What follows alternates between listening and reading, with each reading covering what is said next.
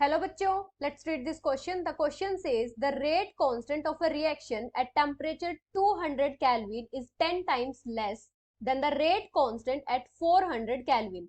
What is the activation energy of the reaction? And the options are 1842.4 R, 921.2 R, 460.6 R and 230.3 R. तो यहां पे हमारा की concept क्या हो जाएगा?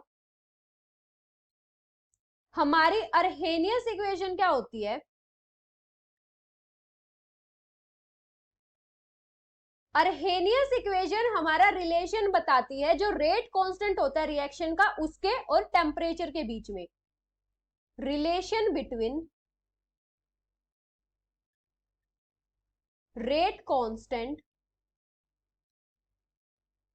of a reaction and temperature.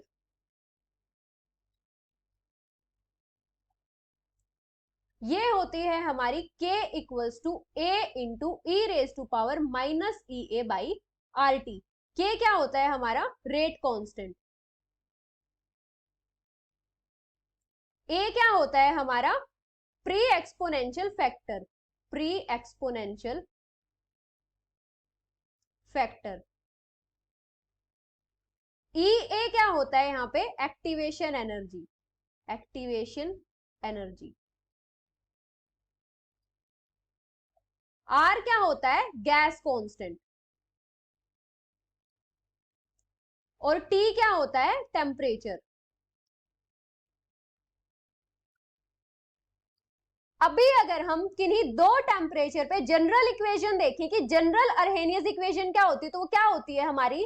log K2 by K1 equals to E A divided by 2.303 R into 1/T1 minus 1/T2. ये होती है हमारी अर्हेनियस इक्वेशन.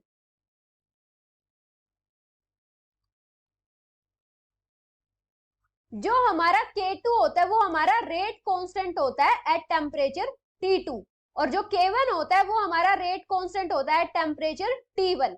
अभी हमें यहाँ पे क्या गिवन है कि हमारा T1 कोई टेम्परेचर है 200 केल्विन और उस पे हमारा रेट कांस्टेंट अगर हम कंसीडर करें K1 और एक हमारा टेम्परेचर गिवन है T2, वो हमें कितना गिवन है? 400 केल्विन. अगर हम इसका रेट कांस्टेंट कंसीडर करें K2 तो हमें यहाँ पे क्या दिया है कि जो हमारा रेट कांस्टेंट है 200 केल्विन पे, मतलब K1, ये हमारा K2 से 10 टाइम्स लेस है.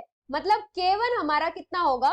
K2 divided by 10. इससे 10 टाइम्स लेस है. तो यहां से हमारा K2 कितना आ जाएगा? 10 इंटू K1 आ जाएगा. अभी अगर हम इन वैल्यूज को अर्हेनियस इक्वेशन में पुट करें तो हमारे पास क्या आएगा? हमारे पास क्या इक्वेशन है? log K2 by K1 equals to E A divided by 2.303 R 1/T1 minus 1/T2. अगर हम यहाँ पे वैल्यूज पुट करें तो हमारे पास क्या आ जाएगा? log K2 हमने कितना फाइंड आउट किया था अभी? 10 टाइम्स ऑफ K1. तो यहाँ पे कितना आ जाएगा? 10 times of K1 divided by K1 equals to E A by 2.303 R into, अगर हम इनका एलसीएम लेते हैं तो हमारे पास क्या आ जाएगा? T2 minus T1 upon T1 T2. T1 हमारे पास कितना है? 200 केल्विन. T2 कितना है? 400 केल्विन. अभी यहाँ पे क्या होगा? K1 से K1 कैंसिल हो जाएगा तो यहाँ पे क्या बचेगा? log 10 equals to E A by 2.303 R. यहाँ पे अगर हम वैल्यूज पुट करें तो T2 की कितनी वैल्यू है? 400 माइनस T1 की कितनी है? 200 डिवाइडेड बाई 200 इंटू 400. log 10 कितना होता है? 1. तो 1 equals to E A by 2.303 R into, यहाँ पे 200 बच जाएगा डिवाइडेड बाई 200 इंटू 400.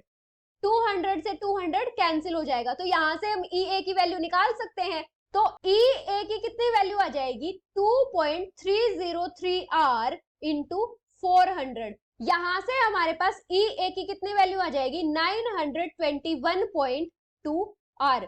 ये हो जाएगी हमारी एक्टिवेशन एनर्जी।